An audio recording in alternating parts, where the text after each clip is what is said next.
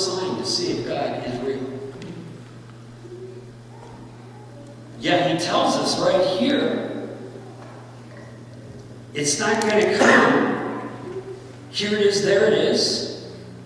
The kingdom of God is within you. It came. It's in you. If anything, it wants to get out of you. It wants to come through you. The kingdom is within you. Jews knew that heaven was all around them, and everything they needed from God was as close as their breath. They took the names of God, like Jehovah Jireh, my provider, and they said, it's right here. And they just receive it, and they've done really well with that, haven't they? Because they believe it. They believe it. There is no delay in the kingdom. It's right here. The delay is in your mind. As long as it's established as pillars within you, it will restrain and hold you. See, that's the whole purpose. The gerbil on the wheel. The purpose of religion is to always get you to seek after but never attain. And then once in a while, God does something sovereign like trauma, which nobody has an explanation for. Lots of times what we do is build doctrinal things after the fact. But the truth is, God just stood up in the midst of it and said, I love you and I'm real. But what now? But what now? And are we still looking for the same thing to come again? And if we are, we're missing it. It's already here. That was to wake us up, to live in, to enter into, right? So no distance and delay. John chapter 3, the cross. Jesus said, I tell you the truth, no one can enter the kingdom of God unless he's born of water and the Spirit.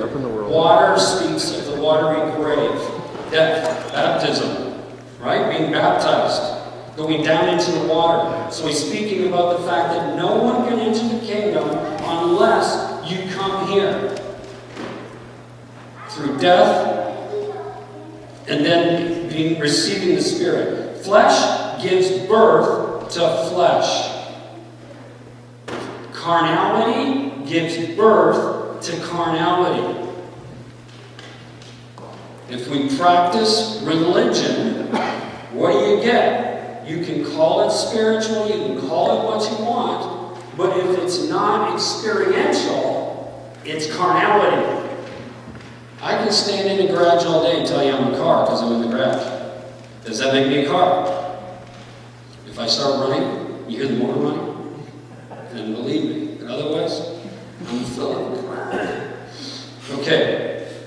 He says, Spirit gives birth to spirit. You should not be surprised by my saying, Jesus said, you must be born again. Well, if you got to be born again, it must mean you must die. You can't come to life again unless you die. Right? Death must take place before birth.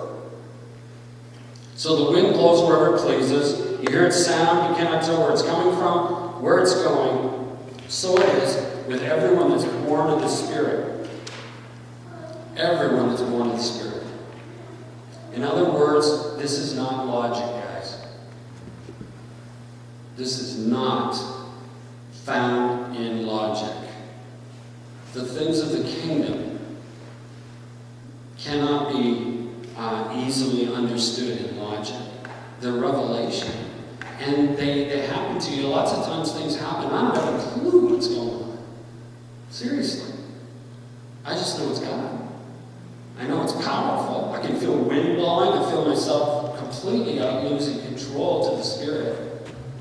And I know it's His love pouring through me. And do I have a clue what's going on at that moment? No. In fact, most times to you or to the logical mind, it looks completely foolish. Right?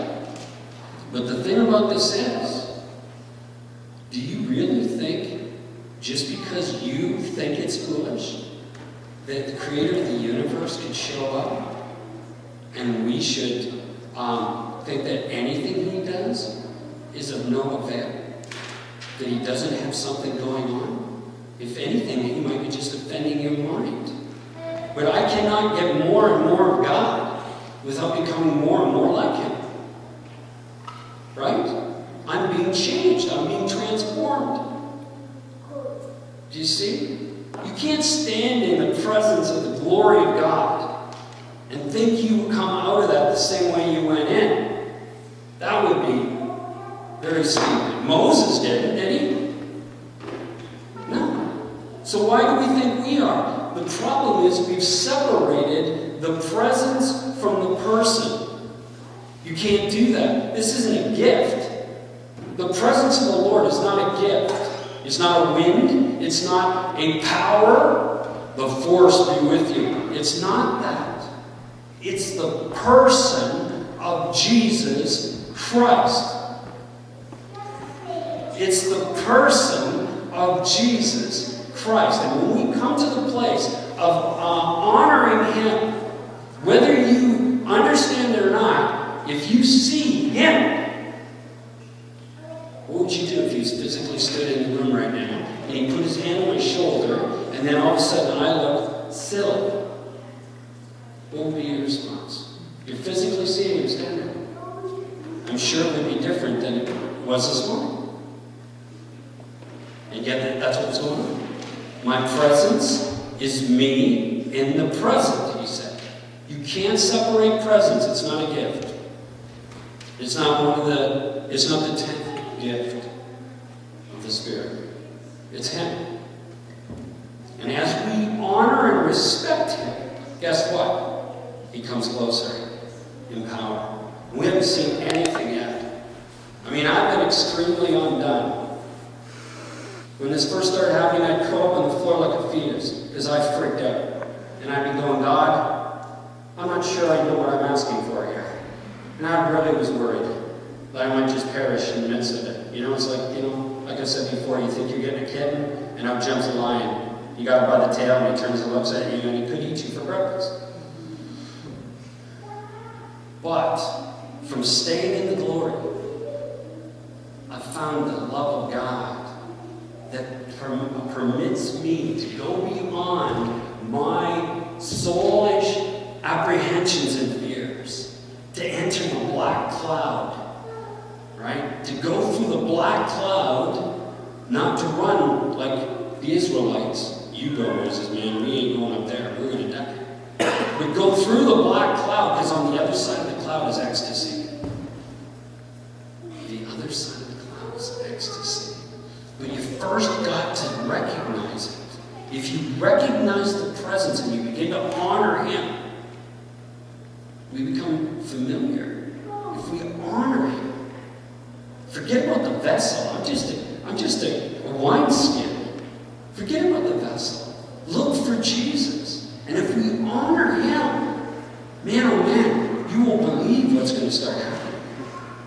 I mean, it's already started. We're just getting tuned up a bit now to some reality.